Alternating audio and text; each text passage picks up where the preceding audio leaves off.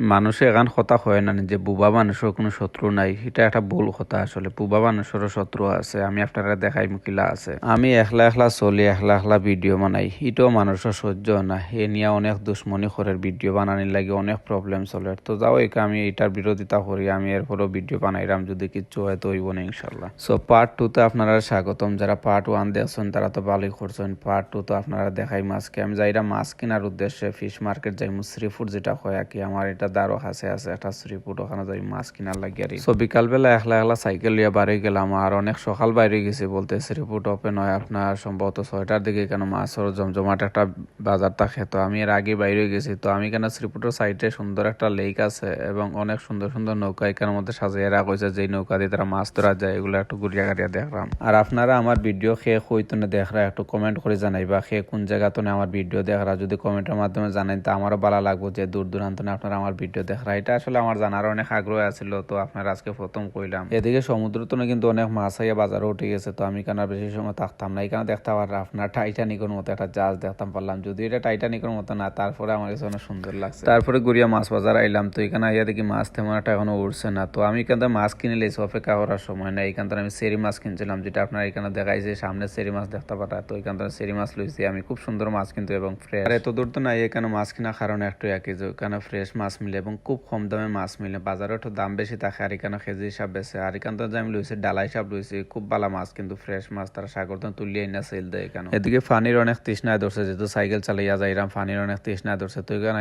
পানি খাইলাম, কিন্তু ঠান্ডা পানি বাইরের না, গরম পানি বাইরের। তো এখানে তো একটা পানিও নিয়ে আর খাইলাম না, অল্প একটু পানি খাইয়া আবার গেলাম গিয়ে সাইডে ফ্রিজও চেক করলাম, দেখলাম কোনো জুস টুস আছে, দেখলাম যে নাই। তারপরে এদিকে দিকে সাইকেল ফরে স্ট্যান্ড ভাঙি গেছে। সো যাও আজকের ভিডিওটা পর্যন্ত, সবাই ভালো থাকবা, সুস্থ থাকবা, আল্লাহ হাফিজ। আর যারা ভিডিওটা দেখছেন অবশ্যই আপনারা ধন্যবাদ, কারণ এত কষ্ট ভিডিও লাস্ট পর্যন্ত যে আপনারা দেখছেন।